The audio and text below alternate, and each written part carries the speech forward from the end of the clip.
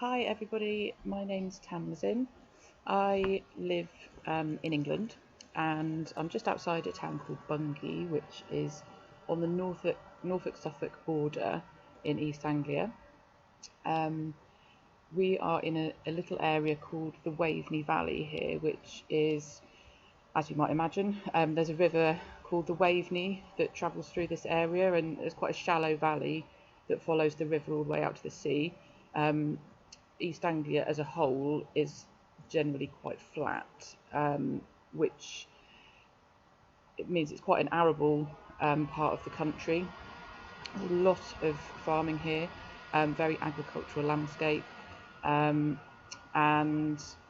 what's quite interesting about this area is because of the Waveney Valley, we are actually sort of within the floodplains or the water meadows, so we will tend to flood here most winters really, although overall if you look at the rainfall for the whole year, we actually tend to have the least amount of rain out of the whole country, but because of being so low lying, when there's a lot of rain further up the country, that tends to flood into this area. So we are actually very much built for flooding, and there is a photo that was taken yesterday. So today it's the 6th of December, and this photo was taken yesterday, which just shows you exactly what this valley does in the winter.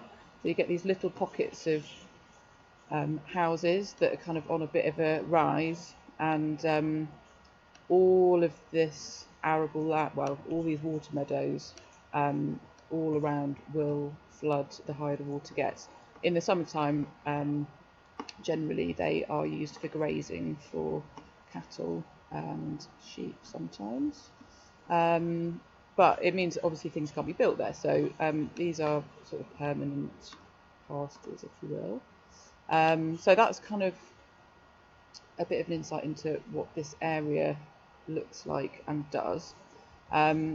Just to give you a bit of information about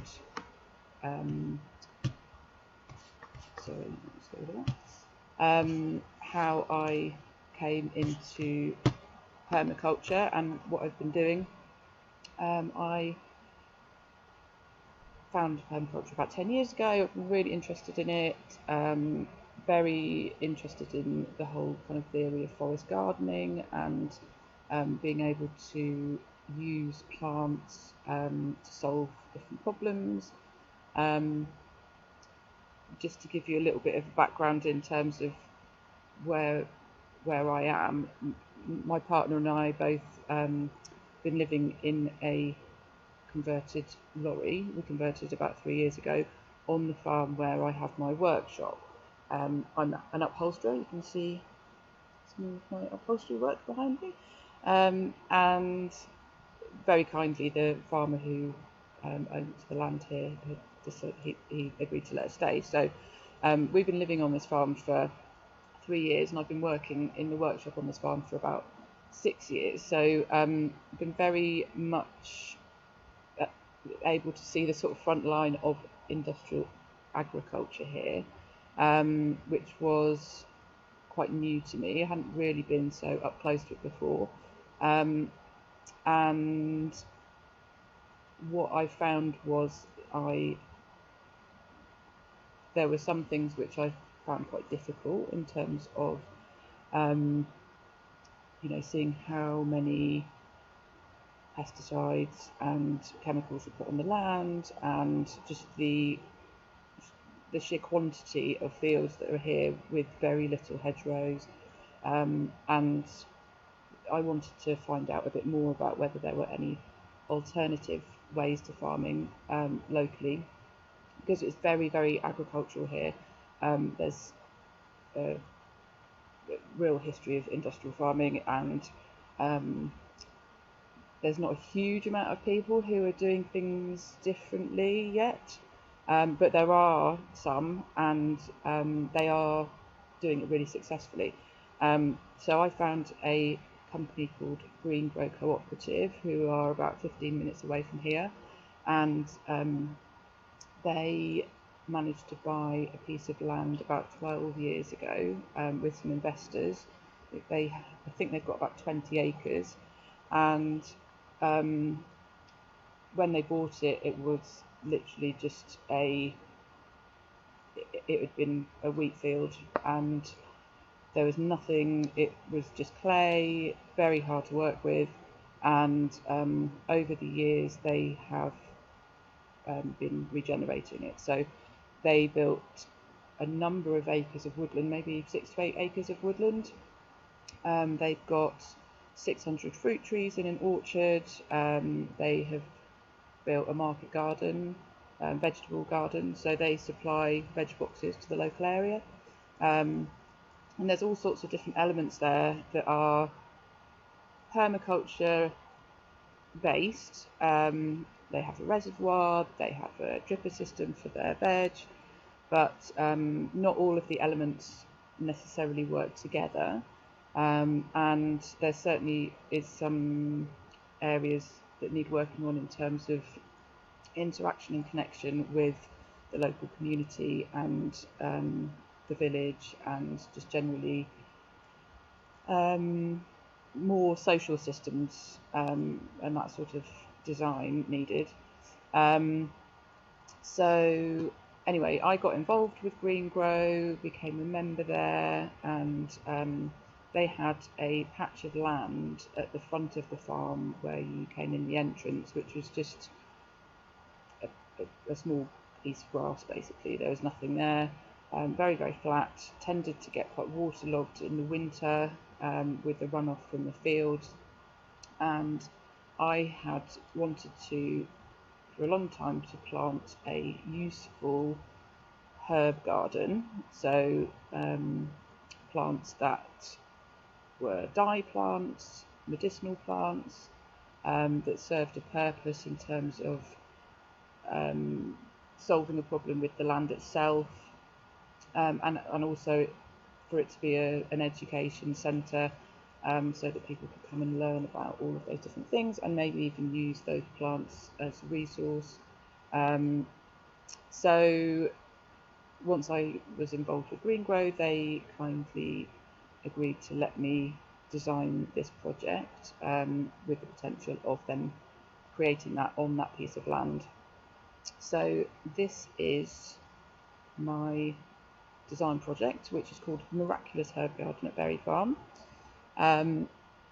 So here we are on my front page, and the picture there, the blue flowers, that is actually one of the herbal ley fields at Berry Farm. We had 2 red poll cattle last year, and we used to manage that by rotation on herbal leys. So we would move the electric fence every day. They would be allowed to eat a certain section, and then the electric fence would get moved again.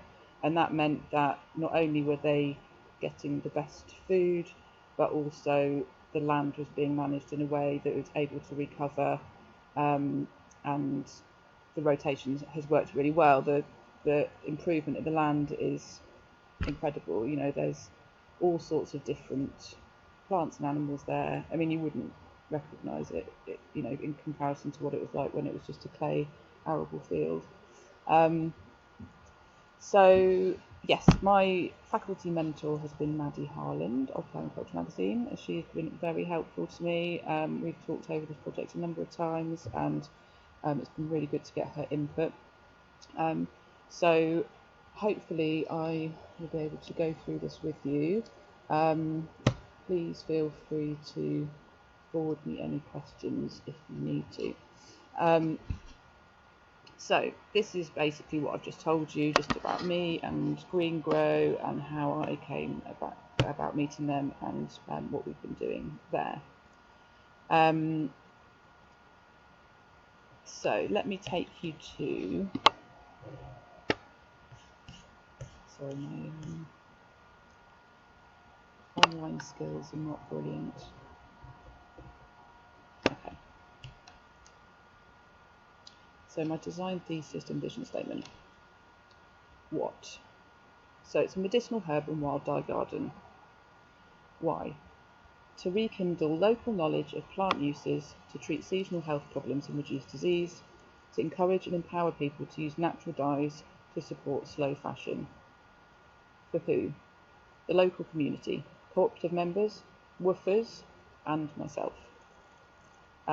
Just as a footnote, the woofers are part of the woof network worldwide. They are sort of seasonal workers who will come and help on the farm for a week or 2 weeks or longer, and they have been a really important way for the farm to have important input into, being able to get work done on the farm throughout the year, and also the woofers have learnt a lot about how the farm has been managed, and hopefully gone away with information that they can take back to their own projects. What is the context of the site? The proposed garden will be located at the entrance to Berry Farm, a 20-acre mixed smallholding workers cooperative site. Now, the entrance of the farm currently is not the most attractive. It's probably the best thing to say. You literally just pull into a car park and there's a big barn there, so it would be really nice also as a sideline to the fact that it would be a useful garden. It would also just be a really beautiful entrance to the farm and a good place to meet and greet people who come, and also be a really good showcase for the farm to the local village as well. How is the site currently used? The proposed garden site is currently a lawn with a few young fruit trees along a wire fence that members walk through to get to and from a compost heap. It has to be mown regularly, which is annoying and otherwise serves no purpose. The fact that it's quite annoying also means that it doesn't necessarily get mown as often as it should do so. What are your achievement goals for the site? I want to create a space that's educational, illustrative and productive so as to effectively empower people in the community by specialist courses, knowledge sharing and community days. Green Grow, the Berry Farm site, is actually a really amazing teaching space. They have there's a teaching space in a glade in the woodland that they planted, which is perfect for running courses. There's shelter there, and we have actually done a number of things now since I started doing this permaculture course. We ran a really successful wild dye course last September, which there are some photos of later. So basically, once this garden is built, it would be the perfect platform for a lot of local teachers to come to run different courses, and have everything set up there on site. What are your preservation goals? So as I said, there's not really an awful lot there at the moment, but there is a compost heap which will be staying, and there are a few young fruit trees there. They're not actually that happy or that healthy, but we will keep them for a bit and see how they get on. And there is also an established comfrey bed on the southwest side, which we will keep for now. What would you like to eliminate? The lawn, the fruit trees that are not succeeding. There's also a living sofa that was made by one of the members a few years ago, and not been maintained, so that needs to go. And one of the key things that we'd like to eliminate is stress, which is something that's very common at the farm. There's a lot of work to do there. I mean, it's never ending, as anybody who has a small holding will know. And there's not a lot of areas that are purely for reflection and calm, and it would be really good to be able to create something there for the members to go and have a moment to relax. What we want to avoid: workload. So one of the key things is the garden must be really easy to maintain and not be a burden to the other members because of the workload that we have currently, so we don't need to be adding anything else. must be able to be maintained 1 day a week or less, apart from a little easy watering. What will the benefits be once complete?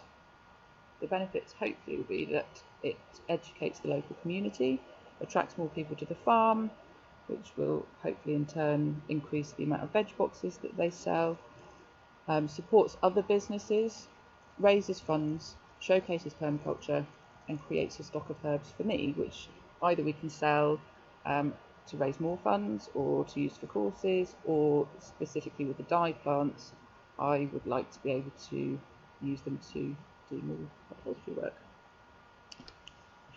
So that is the thesis. Now here is the base map. So you can see down the bottom here, this is the farm entrance. Currently this is a post and wire fence, there's a bit of comfrey in there, and these are very small, not particularly happy trees, but we will leave them for a little bit because I'm hoping if we solve some other problems with the site that they may become a bit happier. Over to the east there's 2 massive polytunnels, which is where they grow a lot of the salad and cucumbers and a lot of all the tomatoes, any of the hot plants. To the northeast is the farmhouse, where a couple of the members and their family live. It's not necessarily the hub. I wouldn't necessarily call it Zone 1 in this context, although it may be if you're looking at the farm as a whole. But to the northwest there is a big barn and greenhouse, which is probably where most of the traffic would come from. But I'm actually looking with this particular design to create a Zone 1 within the site itself, so that this has its own hub and isn't sort of reliant on any other part of the farm. So this is the footprint of the space available. Although the land is not currently used, it is crossed by members going to and from the compost heap and to the barn and the greenhouse and to the polytunnels. There is an existing post and wire fence in the southwest which separates the garden from the tractor run, which needs to remain. So this is where the tractors come up here. There are a number of young fruit trees on small rootstock which we planted a few years ago. They were left over after planting the orchard and not necessarily in the best location, but would like to observe them for a bit longer. There is a wooden arch in the north corner which has a young jasmine, that is here, and honeysuckle climbing on it. This I will also leave until they are more established. So that's what we've got. And this is my design. So starting with Zone 1, these are the key components. A Zone 1 shed, this is here. This is situated upslope. I mean, there's not really a lot of slope there at all, but it is ever so slightly upslope.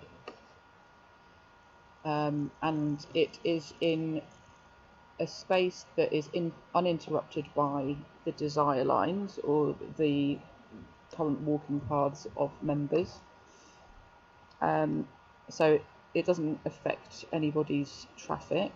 Now this will be the main communal space, housing the tools, herb drying areas, dry herb storage, tea and coffee, of course, reference library, a covered seating area for shelter from the weather, and a base for teaching. It's also the primary rainwater harvesting site for the garden. It's positioned upslope from the pond, so the pond can be topped up easily. A buried hose will run from the water butt to the pond, so it can be disconnected when necessary. Damask roses will be planted next to the seating area, so their smell can be appreciated to the fullest. So that's Zone 1. Now the rest of the garden, the next sort of problem I suppose that needed solving is there is a very wet corner in the northwest, and This is predominantly because to the southeast you've got all of the you've got the fields, basically the pastures, and a lot of the growing areas. And as I say, although there's not a massive slope, there is a bit of a slope, and so all the water in the winter that will run off the land tends to collect in this corner at the bottom here, partly because there is a big barn and here, and there is also a now there's a sort of a tarmac road that goes to the car park, which unfortunately has cut off the access for the water to get to an old established pond further away, which I would imagine is where the water used to go. So now it collects in this area, and it can be a bit of a nightmare to get in and out of the barn and greenhouse at that time of year. So what we wanted to do was create something that would make the most of that water, soak a lot of the water up, and hopefully relieve this pathway. So what I have proposed is to put in a pond and a wetland area at the bottom there. That would be not particularly deep pond, and it would be fairly shallow, and it would spread into sort of wetland plants, and it'd be fairly, it wouldn't necessarily be a productive area. It's more sort of habitat. We would be encouraging wildlife to the pond. We're very lucky in that to the southwest there's some scrubland there, and over the last few years we've had some nesting turtle doves, which are really, well, they're rare across Europe now. East Anglia is sort of one of the last bastions of nesting sites for them, but they are a real sign of regenerative agriculture, really. There's about 3 farms locally, all regenerative farms, that have nesting turtle doves here, and as many ponds as we can put in is good for them, because they're really happy in that shrubland. It'd be really good for them to have some water. So that's one of the reasons why we're having pond there. So wet plants, plants that will soak up water, that are happy with wet feet, and I've also put a hugelkultur in there at the bottom, which again, because it's a bit raised, it will be a sort of bank. I'm hoping will stop the flow of water onto the pathway at the bottom, but also it will be a good soak and take up a lot of the water excess there.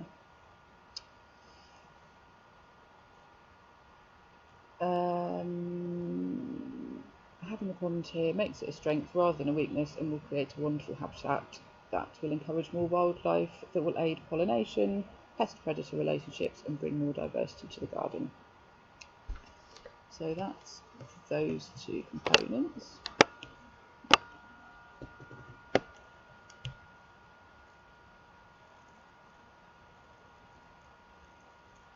So going back to the hugelkultur, not only will it hopefully mop up any excess water, but it will also create a habitat for toads, newts and other creatures, and it will offer a planting space with microclimates on the top, south and north facing sides, and can accommodate the needs of dry, wet, sheltered, hot and shady plants.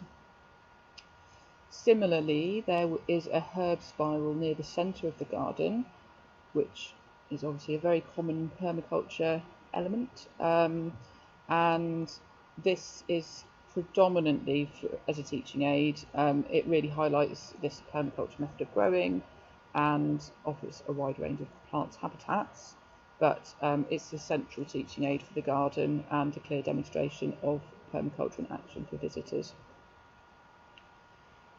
The many paths segmenting from this central spiral create not only an increased amount of edges, but also easy access to all the growing beds for the harvesting of herbs and flowers. Increased edges obviously makes the most of growing low-growing herbs. So I want to plant things like creeping thyme and lady's bedstraw, But on another project that I've been working at my own home, I very much overplanted a lot of my herbaceous layer and ended up with powdery mildew. So I'm quite conscious, especially where there's a lot of water, to make sure that there's a lot of air getting to all the beds. So I wanted to make sure that although we wanted a lot of planting and a lot of beds and a lot of herbaceous layers, we needed to get as much air to it as possible. So that is partly why there's a lot of edge on this particular design. All of these central beds will be watered by a dripper system. Again, that is partly to maximise the watering, use as little water as possible, but it makes sure that we don't get powdery mildew, which tends to come from watering on top.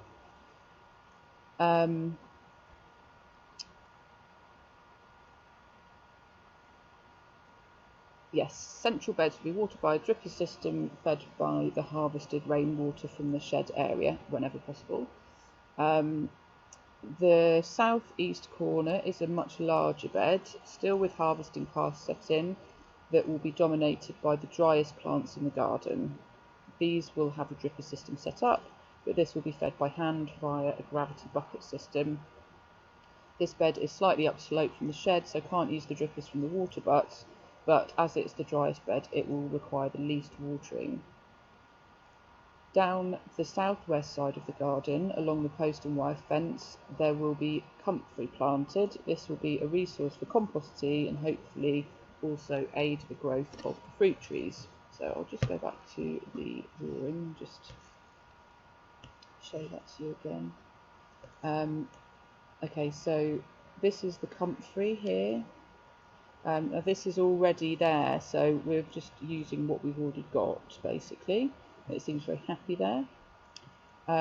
This is the dry bed at the top here. You can see these little indentations are the sort of harvesting paths.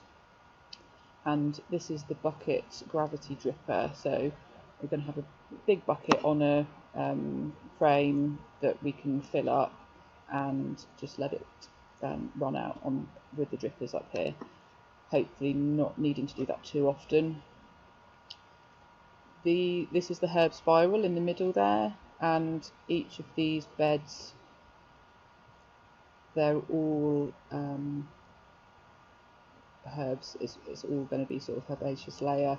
They will need the most attention, and there are water butts, 2 on this side and 2 on this side of the shed, and they will be set up so that we can just let them run out into the dripper system.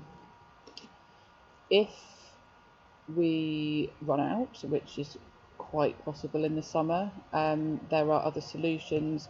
In the polytunnel, it's all set up with mains water. They have a dripper system in there, so it's easy for us to just connect the hose and feed that into our system here.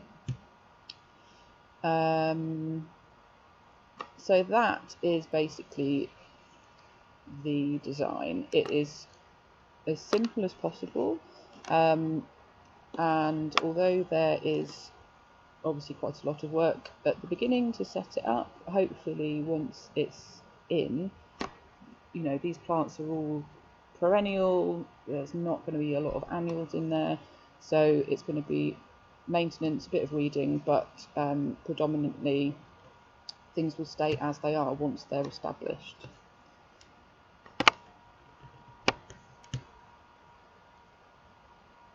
Okay, so this is just my zones picture.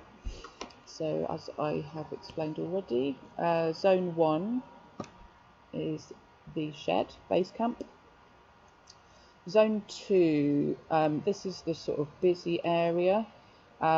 This is going to be all the herbaceous plants that need the most attention, so planting, weeding, pruning, harvesting, watering, mulching, etc. This is where, you know, most of the things that are going to need to be picked and dried and throughout different times of the year. Things will be flowering. This is where all the action will be happening, really. Zone 3 is the hugelkultur. More of a decorative perennial bed as opposed to it being a sort of, one of the prime harvesting beds. But it will need some care, but because we will walk past it from the car park, it will be fairly easy to manage. Zone 4 is the wet plants and the comfrey patch. This will be a slightly managed wild area. Plants will be replaced if they die and new plants added here and there, but most of the time it will be left alone, and it will probably be quite seasonal that we do any work with it. Obviously, the comfrey will come and go, and we'll just use it as and when we need it. So Zone 5, the wild lands. The pond itself is pretty much going to be in that area, so once it's established we won't really touch it and just let it do its thing. And the other part of Zone 5 is basically the rest of the farm. We have huge amounts of foraging there, the woodland. So in terms of the courses that we'd be running, although we would be using a lot of the plants that are specifically grown intentionally in the herb garden, we'd also be using the foraging areas on the farm as well, especially for wild dye courses. So they would come into Zone 5.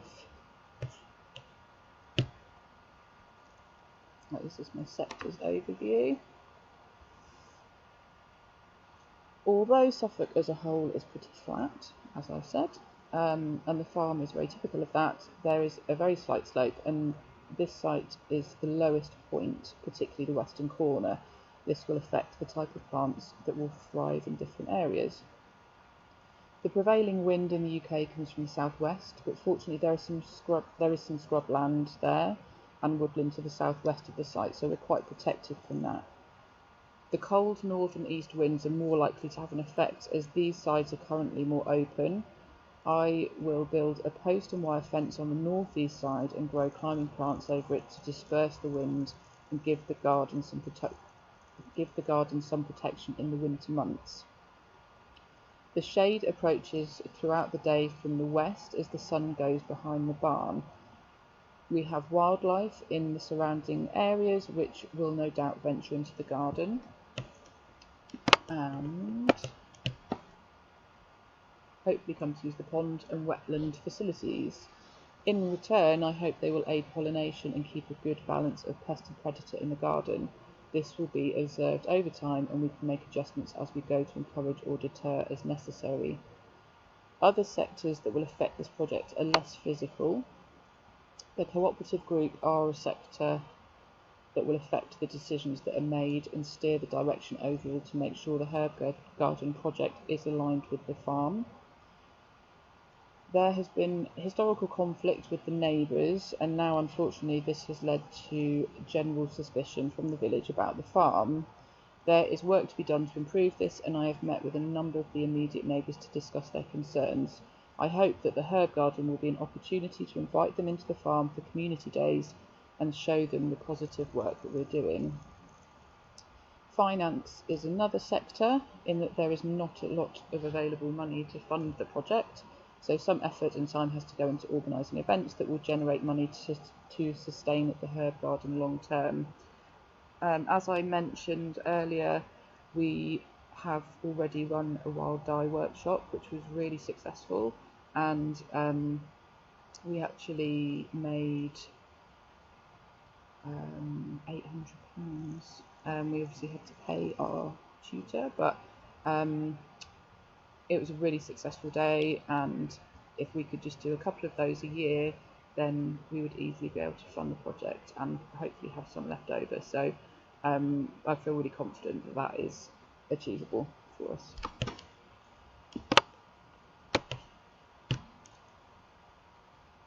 Resources. As I mentioned, because I really want to minimise the impact on the other members and the farm as a whole, I want this project to be as self-sufficient as possible. So we don't want to be buying resources too much either because of the finances, but I hope to access local free materials wherever possible, and this also gives an opportunity to build some more relationships with other businesses locally, and just create a nice circle of produce and waste and things we can put back on the soil. The key things that I'm going to need are plants, water, nutrients and labour. Some plants will have to be bought and will be paid for with the money raised by the workshops, but I have built a relationship with a lovely lady locally who has agreed to sow seedlings for us in her greenhouse. She really wanted to be involved in the project but has ME and finds it difficult to leave home. She's grown lots of wonderful plants for us already. I'm hoping some other people locally will be interested in doing the same. We can then promote a seed and plant swap and create a network of people all helping each other to grow herbs at home. We are very lucky to have a large composting system on the farm, and one of the smaller bins is located right next to the garden, which we'll be able to use for mulching during the winter. In addition to this, a local thatcher has agreed to drop off any rotted thatch so that we can use this in mix, and a local tree surgeon has also agreed to drop off well-rotted wood chip once a year. We also have an endless amount of mown grass from the paths around the farm, so in terms of nutrients, we are well covered and just need to manage that well. In regards to labour, I will be the lead resource initially, but over the summer months from the farm has workers from the Woof network who come to stay, and although they are generally doing lots of veg growing, there is often some time left and they can help with the herb garden. There will be a list in the shed of the tasks for that week so that anyone can pick up a job when they have some spare time. The local community is a resource for labour, and I will be advertising community work days, especially when we have big jobs to do, like put the shed up or build the pond. The pond in particular will be a great one for the local kids to be involved in, because we're based on clay, so hopefully we can just get mucky and stamp the clay down, and that will be the pond done. The garden will also be a resource in itself. The dried herbs and flowers will be available to local herbalists, tea makers, natural cosmetics and skincare enthusiasts. Hopefully this will create another strong local network, put people in touch with each other, and may inspire those individuals to be involved in the maintenance of the garden in the long term.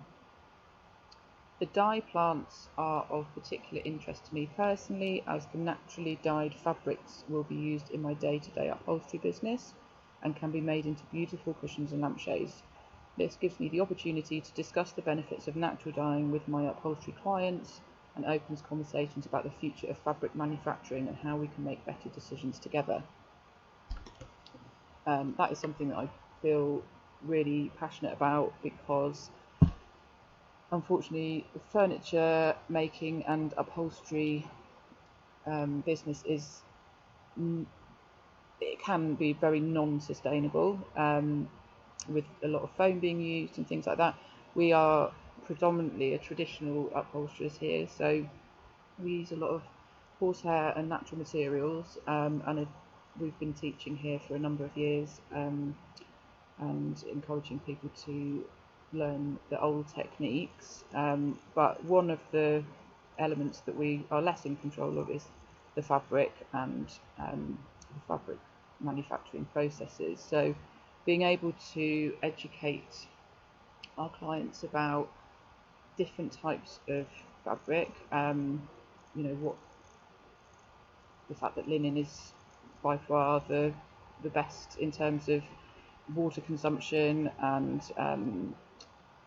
soil quality and all the other things that linen offers, and being able to give information about dyeing and what the options are, alternatives are, I suppose, would be really useful. So we're hoping to set up a little area in the workshop as a sort of resource centre for that, so that we can explain it to people in a bit more detail.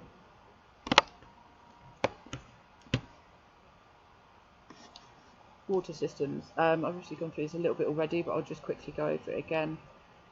The shed is the main water harvesting component of this site, and if we can use that as much as possible, that would be brilliant. But I don't doubt that in the summer, when it is very, very dry, that they will run out quite quickly. So that is our number one go-to. But there's also two massive water butts that collect the water from the big barn roof as a sort of secondary, and as a tertiary there is also then the mains water, which is in the polytunnels, which can be connected up. So the drippers are going to be set up around all of the herbaceous beds.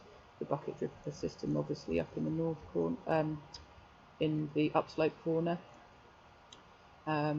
This little bed here will again be predominantly dry plants, and we'll just have a bit of hand watering here and there. There's not going to be an awful lot in those beds, so that won't be a big job.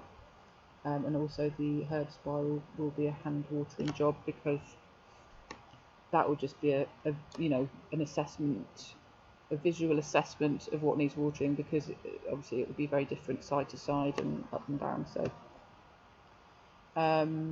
the water butts here will fill up the pond, as I said at the beginning, so we can literally just top that up in the summertime.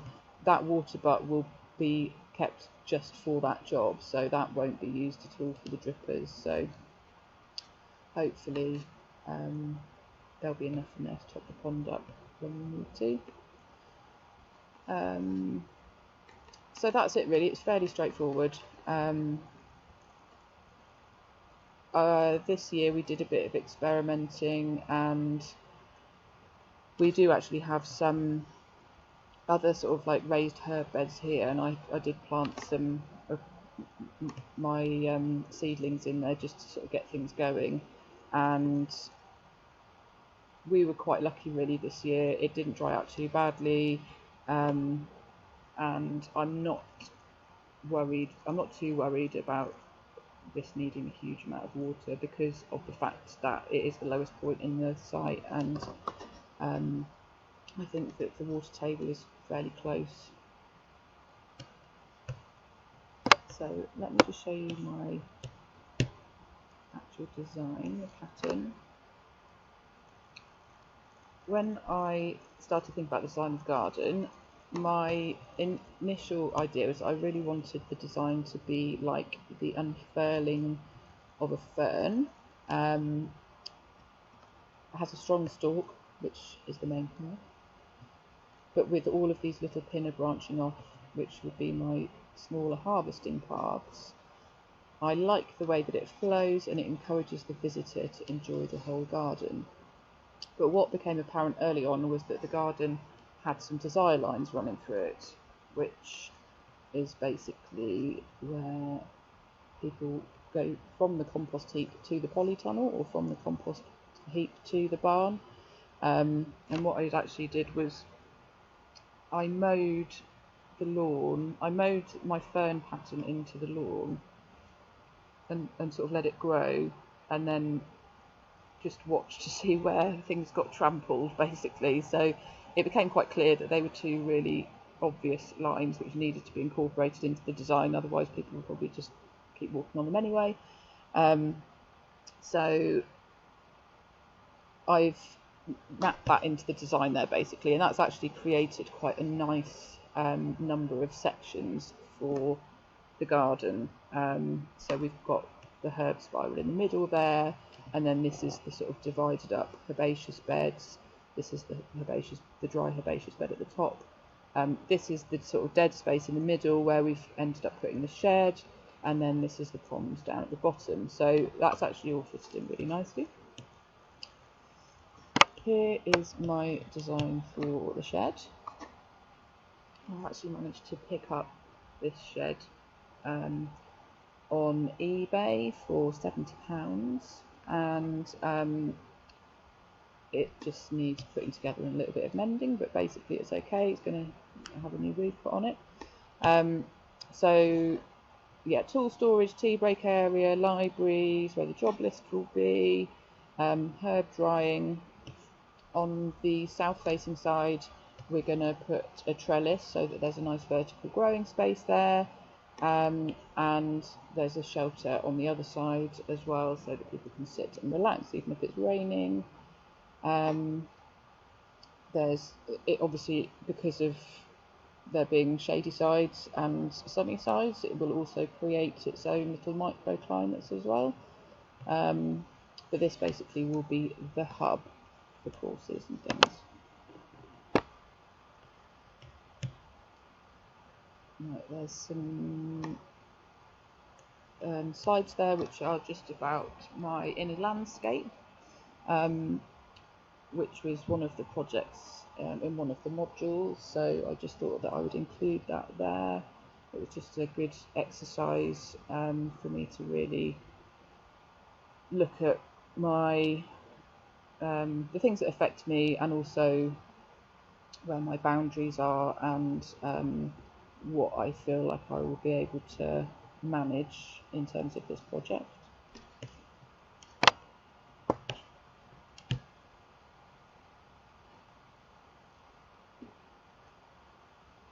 So, social invisible structures. In addition to my own personal invisible structure, there are many other things that will affect this project. The most obvious is the cooperative itself. This is a group of 7 people who all have their own personal objectives and directions, as well as the overall direction and ethos of the farm to consider. There are financial considerations, specifically that the herb garden needs to fund itself and not require funding from the farm pot, as well as labour considerations, in that other members are at max capacity, so any labour must come from myself and or additional help. The cooperative farm is in itself challenging the structures of big supermarkets, industrial farming, food transportation, the disconnection of the general public with their food. The herb garden would be well placed within this already functioning entity to offer education in the local community and how we can use the plants around us. I have been in touch with Alex Laird, who is a medical herbalist and has the only NHS herbal clinic in the UK. She is the founder of Living Medicine, a charity aiming to reskill us all in using food and herbs for our everyday healthcare, sharing knowledge across cultures.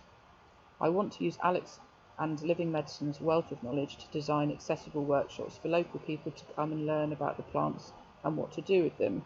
Alex has recommended some wonderful herbalists local to us here, who I'll be contacting to ask if they would be interested in delivering the teaching. I'm hoping that this networking support will make the project even more robust.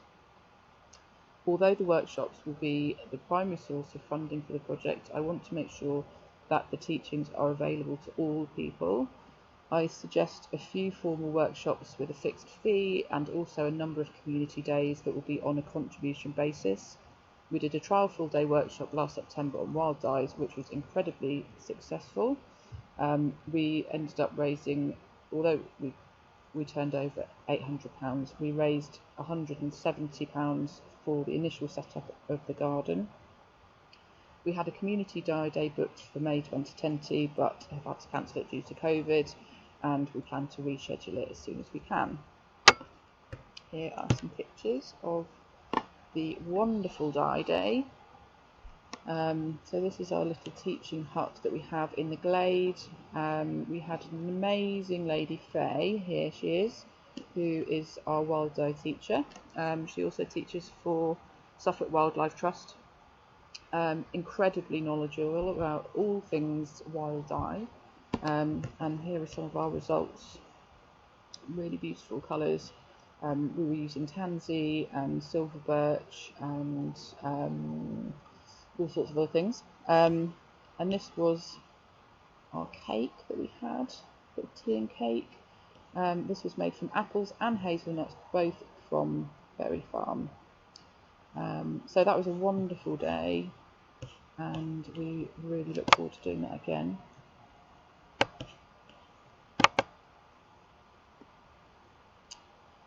Animals' waste and nutrient cycles.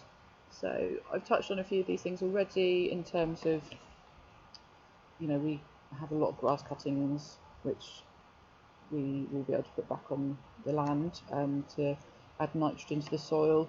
We have a lot of clover growing, and we'll encourage that in the garden as well, especially in pathways and things, to do more nitrogen fixing.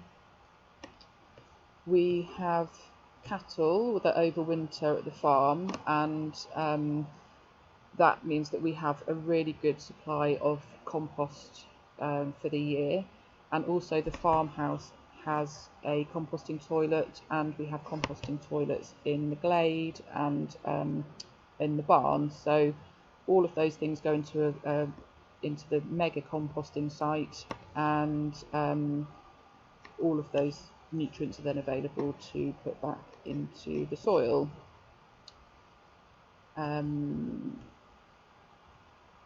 The ants and worms and nematodes and all the little things that live in the soil help to aerate it. They obviously are then food for the birds and animals that we'll be encouraging, and then the decaying matter from the plants will go back into the soil and be food for those nematodes and bacteria and ants and everything else. So that is my little diagram there of animals' waste and nutrient cycles.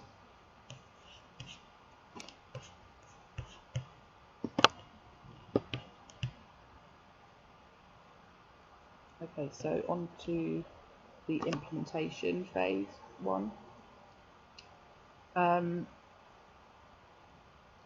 So the first autumn and winter, well, let's start from the beginning.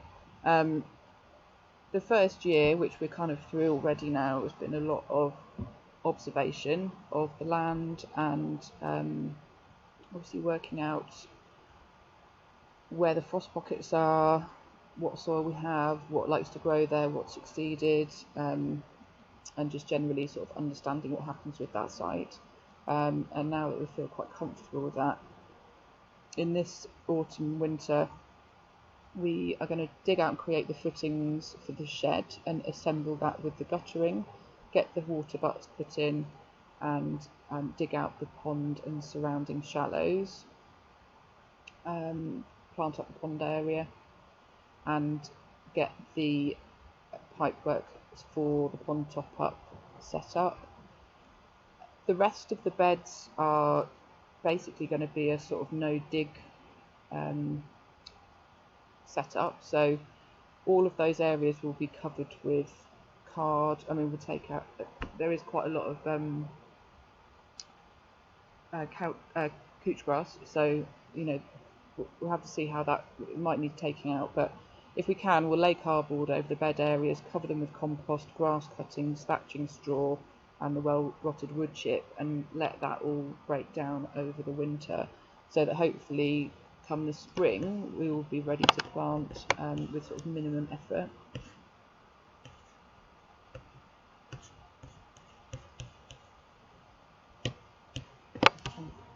On the next slide, hang on a second.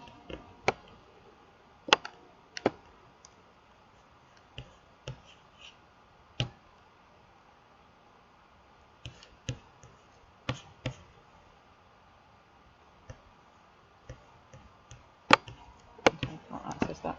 Anyway, the second phase will be in the spring. We'll be getting things planted up basically, so any seedlings will have got started hopefully, if we can do some undercover, maybe February, March, and then we'll be able to start getting things into the ground, and the project really for all of that spring summer will just be getting things planted up and established in the herbaceous beds.